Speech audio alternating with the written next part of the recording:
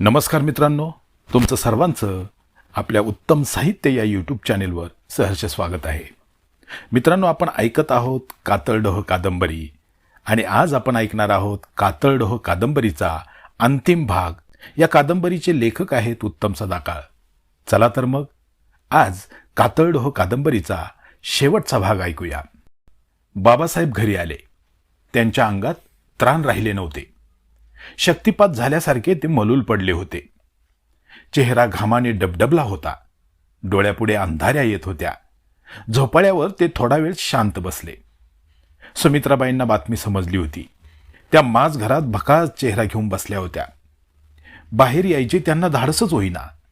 डोळ्यातून मुक्तपणे वाहणारे अश्रू न थोपावता त्या अंधारातच बसल्या होत्या. सखाराम सुद्धा चिंतेने माखलेला होता. गुडघ्यात डोके खुपसून तो ओसरीच्या कोपऱ्यात बसला होता. एवढ्यात बाहेरून कृष्णा आत आला. तो आला तोच मुळी वेगात.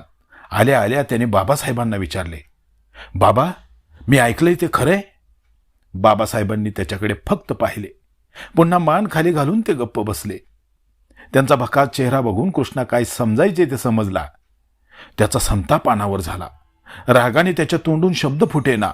तो नुसता धुसफुसत राहिला. घरात एकदम सुतकी वातावरण तयार झाले. संध्याकाळी बाबासाहेबांच्या घरात चूल सुद्धा पेटली नाही. सगळेच विलक्षण तणावाखाली होते. त्या तणावाने सगळ्यांची भूकच मेलेली होती. बाबासाहेब त्यांच्या झोपण्याच्या खोलीत गेले आणि त्यांनी दरवाजा आतून बंद केला. बिछाण्यावर धाडकन अंग टाकून ते छताकडे विमनस्कपणे बघत बसले. सुमित्राबाई माझघरातच कलंडल्या. कृष्णाही तेथेच पडला. सखाराम अंगणात बिछाना टाकून झोपी गेला. सुमित्राबाईंना झोप लागेना. त्यांच्या डोळ्यातून अविरत अश्रू वाहत होते. त्यांची ती अवस्था बघून कृष्णा म्हणाला, आई, गप्प हो ना. किती रडशील आता? आणि आता रडून काही उपयोग आहे का? अरे, कशी गप्प बसू मी? विद्यानं काय करून ठेवलंय? या वागण्याचे परिणाम तिला माहीत नव्हते का? उगाच का तिने विषयाची परीक्षा घेतली? आणि आता तिचे पुढे काय होईल हे नुसते मनात येऊन दुःखाने माझे काळीज फुटतंय बघ. आणि तू म्हणतोस गप्प राहा. आई, तुझ्यासारखीच आमची सगळ्यांची अवस्था झालीये. पण आता जे घडलंय ते बदलता येणार आहे का? अगं, बाबांचा विचार कर. त्यांच्या मनाला काय वाटत असेल? विद्यावर त्यांचा किती जीव आहे तुला चांगलंच माहितीये. उद्या तिला शिक्षा सुनावताना त्यांच्या मनाची अवस्था कशी असेल? कर जरा विचार कर. अगं, दुःख मलाही झाले, पण मी ते आतल्या आत गिळले. सगळेच जर असे आपण दुःखात बुडालो तर कसं जमणार? कृष्णा आपल्या आईला समजावत होता आणि त्याच वेळी बाबासाहेब त्यांच्या खोलीत ढसाढसा रडत होते. आपला आवाज बाहेर येऊ नये म्हणून त्यांनी तोंडावर उशी दाबून धरली होती. दुःखाचा कड निवळला. बाबासाहेबांचे हुंदके थांबले. त्यांनी अंगावर पांघरून ओढले. डोळे गच्च मिटले. पापण्यांच्या कडांवर असणारे उष्ण अश्रूंचे थेंब त्यांच्या गालावर ओघळले. बाबासाहेबांनी डोळे मिटले, पण मनचक्षु उघडेच होते. मनाच्या उघड्या दारातून आठवणी मांजरीसारख्या दबक्या पावलाने आत येत होत्या. बाबासाहेबांना विद्याचे बालपण आठवले. तिच्या बाललीला आठवल्या. तिचे लाडकोड आठवले. विद्या विद्या विद्या. त्यांच्या भावविश्वात फक्त विद्याच उरली होती. रात्रभर ते विद्याची आठवण काढत जागले. 2 दिवसांनी त्यांना जीवनातला फार मोठा निर्णय घ्यायचा होता, स्वतःच्या मुलीला संपवण्याचा.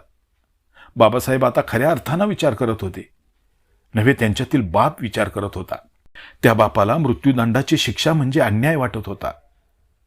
जेव्हा माणसाचे उपाय खुंटतात ना, तेव्हा तो आभासी स्वप्नात गुंततो. बाबासाहेबांच्या मनाने 2 आभासी पात्रे उभी केली होती. एक होते कातळगावचे आसनाधिकारी आणि दुसरे विद्याचे वडील. दोन्ही बाबासाहेबांचीच रूपे. या दोन्ही शक्ती एकमेकांशी वादविवाद करत होत्या. त्या दोघांचे विचार त्यांच्या दृष्टीने बरोबर होते, पण एकमेकांना पटत नव्हते. त्या द्वंद्वात बाबासाहेब थकले आणि विचार करता करता पहाटेला त्यांचा डोळा लागला. निरस आणि अनुत्साही सकाळ उगवली. बाबासाहेबांनी कशीबशी आंघोळ उरकली आणि ते थेट सिद्धप्पाच्या मंदिराकडे आले. रस्त्याने जाताना त्यांना अनंता पोस्टमन भेटला. अनंता पोस्टमनने त्यांना पत्र दिले. बाबासाहेबांनी ते तसेच खिशात कोंबले. ते मंदिरात आले. सिद्धप्पाला हात जोडले आणि मनातच म्हणाले, देवा, अरे ही कोणती परीक्षा? का मला अशा दुविधेत टाकलेस? आता मी यातून कसा बाहेर पडू? एकीकडे तू आणि एकीकडे पोटची पोरगी. अरे मला तुम्ही दोघंही प्यारी. कुणाची निवड करू मी? निर्णय घ्यायला बळ दे देवा. बाबासाहेब उठले. पुन्हा एकदा सिद्धप्पाला वंदन करून ते माघारी वळणार तोच त्यांना पत्राची आठवण झाली. त्यांनी खिशातून पत्र काढले, पाकिट फोडून आतील पत्र ते वाचू लागले. पत्रातील मजकूर वाचता वाचता त्यांचे डोळे भरून आले. डोळ्यात दाटलेल्या अश्रूंमुळे त्यांना अक्षरे स्पष्ट दिसेनात. त्यांनी पत्र तसेच खिशात टाकले. मनाशी काहीतरी निश्चय करत त्यांनी सिद्धप्पाकडे बघितले. हात जोडून ते फक्त एवढेच म्हणाले, देवा मला माफ कर. आणि ते झपाट्याने मंदिराच्या बाहेर पडले. हेमूदास आपल्या संपूर्ण कुटुंबासह विमानतळावर आले होते. आज ते हिमांशू आणि विद्याला निरोप देणार होते. हिमांशू आणि विद्या प्रथमच हवाई सफरीवर निघालेले. मनात देश सोडून चाललोय याची हुरहुर आणि नवीन जग बघण्याची मनाची आस अशा संमिश्र भावना बघून ते विमानात बसलेले. विद्याला कातळगाव आठवले, बाबा आठवले, आई आठवली, दादा आठवला. देश सोडून चालल्याची खंत तिच्या मनाला बोचू लागली. आई वडिलांना न सांगता दूरदेशी चालल्याची अपराधी भावना तिच्या मनात घर करू लागली. विद्येच्या मनात चाललेले विचार हिमांशूने जाणले. विद्या रडवेली होण्या अगोदर त्यांनी तिला विमानाकडे नेले. विमान बघून विद्या बाकी विचार विसरली. तिच्या स्वप्नांना पंख देऊन आकाशात भरारी मारायला लावणारा राजहंस तिच्या समोर होता. त्याच्या भव्यतेला डोळ्यात साठवत ती पायऱ्या चढू लागली. विमानाने टेक ऑफ घेतला. हेमू, रूपा, इशिता, सौरभने निरोपा दाखल हात हलवले. आत बसलेल्या हिमांशूने आणि विद्याने त्यांना हात हलवून प्रतिसाद दिला. रूढी, परंपरा, श्रद्धा, नाती सारं काही खाली ठेवून विमान आकाशात झेपावले. बाबासाहेब कातळडोहाच्या काठावर येऊन थांबले. त्यांच्या अवतीभोवती कोणाचा मागमूस नव्हता. कातळडोहात कोसळणाऱ्या पाण्याचा आवाज तेवढा घुमत होता. कातळडोहाकडे नजर लावून बाबासाहेब निश्चलपणे बसले होते. कातळडोहाच्या पाण्यात विचित्र हालचाल होत असल्याचा भास तेव्हा होत होता. उकळ्या फुटल्यागत पाणी वरवर चढू पाहत होते. बाबासाहेबांच्या हातात मघाचे पत्र होते. ते त्या पत्रावर नजर फिरवत होते. त्यांना मिळालेले पत्र विद्याने पाठवलेले होते. त्यात तिने लिहिले होते, बाबा, आज पहिल्यांदा मी माझ्या मनातले तुम्हाला पत्राद्वारे सांगते. कारण प्रत्यक्ष तुमच्यासमोर येऊन तुमच्या नजरेला नजर भिडवून बोलणे मला जमणार नाही. कारण मी जे सांगणार आहे ना ते तुम्हाला कधीच आवडणार नाही आणि रुचणार सुद्धा नाही. तुमच्या रोषाचा आणि क्रोधाचा सामना करण्याची माझी हिंमत नाही म्हणून ही पळवाट. मी भिवईला रिझल्ट न्यायला आले तेच मुळी मनात एक गोष्ट ठरवून, आणि ती गोष्ट मी कोणाला सांगू शकत नव्हते की बोलू शकत नव्हते. शेतावर मी तुम्हाला माझ्या मैत्रिणीची जी कहाणी सांगितली ना बाबा, ती माझ्या मैत्रिणीची नव्हती, माझीच होती. त्यावेळी तुम्ही रागावलात म्हणून मी माझ्या मनातले गुपित तुम्हाला सांगू शकले नाही. पण आता सांगण्याचे धाडस करते. बाबा, माझे एका मुलावर प्रेम आहे. आम्ही एका कॉलेजात शिकतोय. आम्ही दोघेही इंजिनियर बनणार आहोत आणि लवकरच जीवनसाथी सुद्धा. बाबा, हे वाचून तुम्हाला धक्का बसेल याची मला कल्पना आहे. पण काय करू बाबा, माझा नाईलाज आहे. आपल्या कातळ गावातील सिद्धप्पाने निर्माण केलेल्या रूढी, परंपरा, न्याय मला पुन्हा गावात येऊ देणार नाहीत. आणि मी गावात आले तर माझी अवस्था काय होईल हे मी चांगलीच जाणते. त्यामुळे यापुढे मी गावी येऊ शकणार नाही. माझा प्रेम विवाह एक वेळ तुम्ही स्वीकारलाही असता बाबा, पण त्यात एक खटकणारी गोष्ट आहे. हिमांशू परजातीचा आहे आणि या एका कारणासाठी तुम्ही मला प्राणदंड देण्यासाठी बाध्य व्हाल. आणि म्हणूनच मी हा देश कायमचं सोडून जाते. बाबा, मी परदेशात स्थायिक होणार आहे. आता माझा शोध घेऊ नका. बाबा, तुमच्या लाडक्या लेकीला क्षमा करा. मी तुम्हाला अडचणीत टाकून दूरदेशी चालले. बाबा, कराल ना क्षमा मला? बाबा, आईची काळजी घ्या.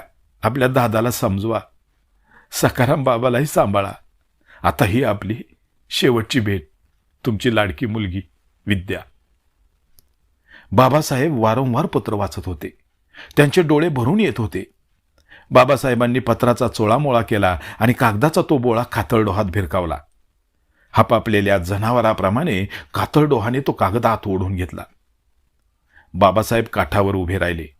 आकाशाकडे बघत हातवारे करत ते मोठमोठ्याने बोलू लागले, विद्या, अगं काय केलंस तू हे?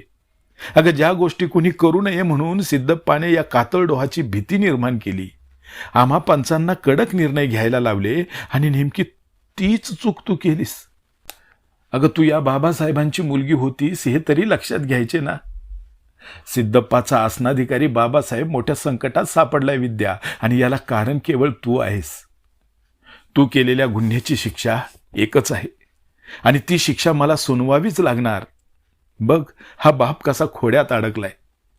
तूच सांग आता मी काय करू? देऊ तुला मृत्यूदंडाची शिक्षा? अगं तळहातावरच्या फोडाप्रमाणे जपलंय तुला. तुझ्या हरेक हट्टासाठी धडपडलोय मी. तुझ्या सुखासाठी आजवर जगत आलोय मी. मग मला सांग, ज्या हाताने तुला दूधभात खाऊ घातला, न्हाऊ माखू घातले, तुला वाढवले, तुला लहानाचे मोठे केले, त्याच हातांनी तुझा जीव घेऊ? नाही, हे शक्य नाही. कोणताच बाप असं करणार नाही. आपल्या पोटच्या पोरीचा स्वतःच्या हाताने बळी देणार नाही. इकडचे जग तिकडे झाले तरी चालेल, पण तो असा टोकाचा निर्णय कधीच घेणार नाही.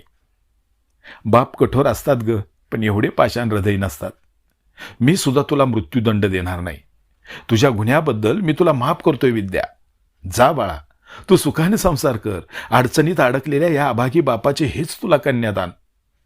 अर्थात हा निर्णय सिद्धप्पाच्या तत्वाच्या पूर्ण विरुद्ध आहे, हे मला मान्य आहे. तुला माफ करून मी सिद्धप्पाचा गुन्हेगार होणार आहे आणि त्याची शिक्षाही मी भोगणार आहे. विद्या, तुझी मृत्यूदंडाची शिक्षा मी स्वतः भोगणार आहे. विद्या बेटा, तुझा हा बाप आता परत तुला कधीच दिसणार नाही. कातळडोहाचा घास त्याला मिळालाच पाहिजे. फक्त तुझ्याऐवजी आता मी त्याचा नैवेद्य बनणार आहे. असं म्हणत बाबासाहेबांनी कातळडोहात झेप घेतली. कातळडोहाच्या खदखदणाऱ्या पाण्याने बाबासाहेबांना लगेच आत खेचून घेतले. पण कातळडोहाची भूक अजून शमली नव्हती. पाण्याची खदखद बंद होण्याऐवजी अजूनच वाढली होती. आणि त्याच वेळी स्वतःभोवती गोलगोल गिरक्या खात एक विमान वेगाने जमिनीच्या दिशेने येत होते. त्याचा येण्याचा रोख कातळडोहाच्या दिशेने होता. बहुधा त्याच्या इंजिनाने पेट घेतला असावा, कारण इंजिनाजवळ आगीचा मोठा लोळ दिसत होता. डोळ्याचे पाते लावण्याच्या आत मोठा आवाज करत विमान धाडकन जमिनीवर कोसळले. विमान कोसळताच झालेल्या आवाजाने जंगल दणाणून गेले. कातळडोहाचे पाणी थरारले. झाडावरची पाखरे घाबरून दूर उडाली. विमानाचे आदळणे एवढे जबरदस्त होते की त्याचे 2 तुकडे झाले. एक तुकडा कातळडोहापासून दूर गेला आणि त्याने पेट घेतला, तर दुसरा तुकडा कातळडोहाच्या काठावर होता. तो कोणत्याही क्षणी कातळडोहात कोसळू शकेल अशा अवस्थेत होता. कातळडोहाच्या काठावर असणारा तुकडा विमानाच्या शेपटीकडील भाग होता आणि त्या भागात हिमांशू आणि विद्याची सीट होते. कातळडोह परिसरात कोसळलेले ते विमान न्यूझीलंडला चाललेले होते. इंजिनात बिघाड होऊन ते अपघातग्रस्त झाले होते. विद्या विमानाच्या त्या भागात अजून सुखरूप होती. ती शुद्धीवर होती. तिच्या शेजारी बसलेला हिमांशू मात्र रक्तबंबाळ होऊन निचेष्ट पडला होता. विद्याने हिमांशूची अवस्था पाहून किंकाळ्या फोडायला सुरुवात केली. विमानाच्या तुटलेल्या भागातून तिची भयचकित नजर बाहेर गेली आणि ती हादरलीच. तिने तो परिसर ओळखला. तिला तिच्या डोळ्यासमोर दिसला क्रूरपणे खदखदणारा कातळडोह. कातळडोह बघताच विद्या घेरी येऊन जागेवरच कोलमडली आणि विमानाचा तो भाग हळूहळू कातळडोहाच्या पाण्याकडे सरकू लागला. पाण्याच्या उकळ्या वाढल्या, खदखद टिपेला पोहोचली आणि विमानाचा उरलेला भाग कातळडोहात कोसळला.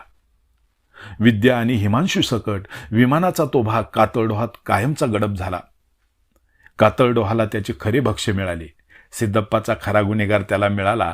कातळडोह शांत झाला. पाण्याची खदखद थांबली. देवळातील सिद्धप्पा मात्र खदखदून हसला, कारण त्याची दहशत पुन्हा एकदा वाढली. त्याचा दरारा वाढला आणि त्याचा न्याय अबाधित राहिला.